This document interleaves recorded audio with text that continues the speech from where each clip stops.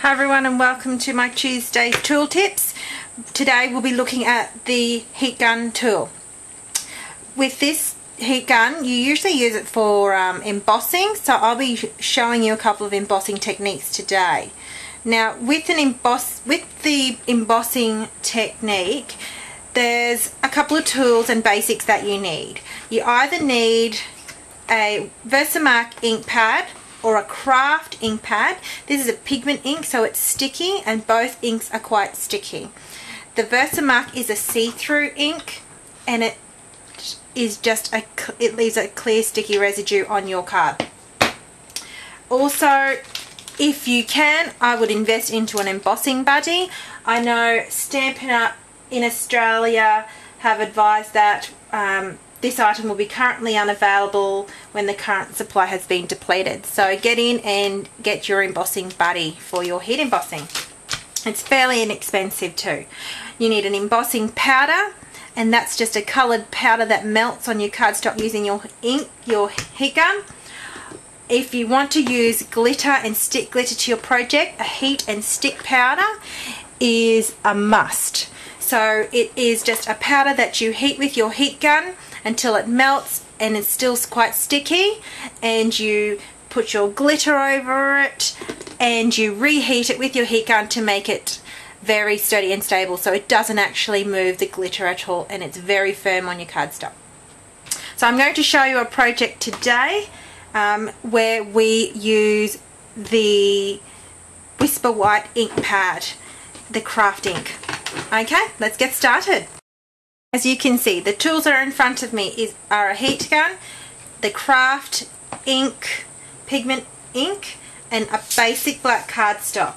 Before I start, I rub the embossing buddy over it to get rid of any static and residue that gets on your fingers on the cardstock. I then grab a sentiment, and I've got Happy Birthday sentiment here. And this Happy Birthday sentiment is from the Grunge Rock stamp set. So I just stamp that, lift straight up, and grab my white embossing powder, which I'll just grab the lid off. I keep all my embossing powders in just a Tupperware container with the little spoon. Okay, so just grab the embossing powder, just placing it on top, tapping any excess off. If you see any excess powder that you don't want on your cardstock, you can either just grab a paintbrush and brush it away. It's fairly good. Usually if you use an embossing powder you don't need a brush because it just sticks to the ink. Then grabbing your heat gun, I'm holding the end of my brush so I don't burn my fingers.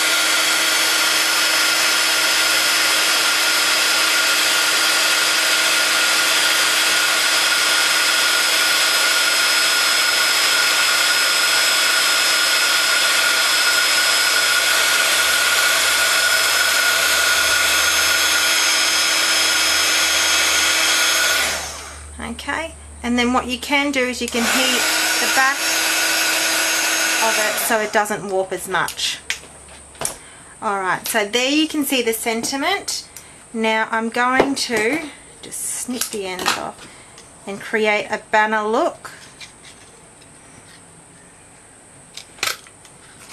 like that, and I'll do the same for the other side.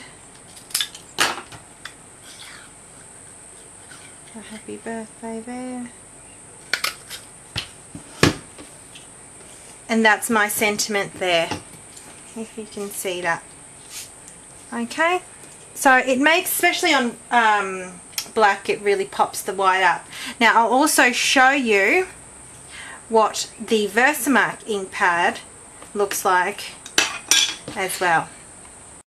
So I'm going to finish my card off. I haven't made the card or finished it yet, so this is just something I'll just record and show you.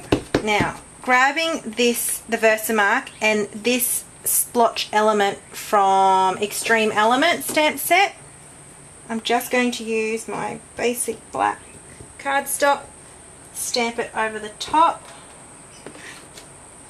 Take that off. Grab my powder and just stick it on top. Just make sure it gets nice and coated. And that's what it looks like before I heat it up. Okay, so just grabbing my paintbrush again.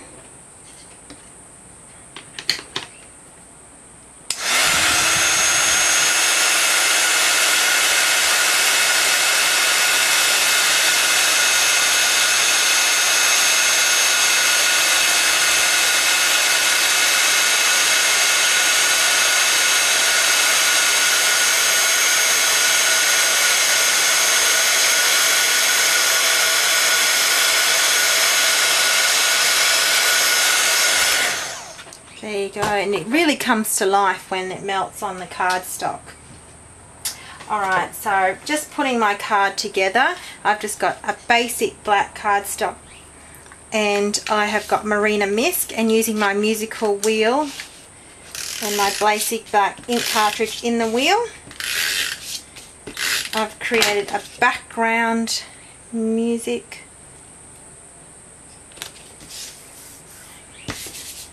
design there, and then just sticking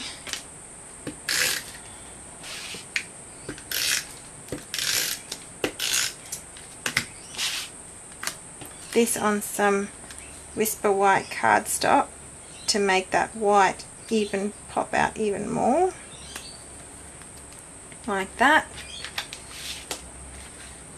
You can see I've reused my scratch ink, my cardstock. And I'm just going to place that just on an angle like that. Okay, and then I'm just going to warp this cardstock a little bit, and I'm just going to dimensionalize. Okay, so I've just popped those guitars down there. And so this is the overall card at the end product, what it looks like. So that's just using, that's normal heat embossing, just the technique we use today. I'll show you another technique called Emboss Resist as well, coming up next Tuesday. Thanks for watching.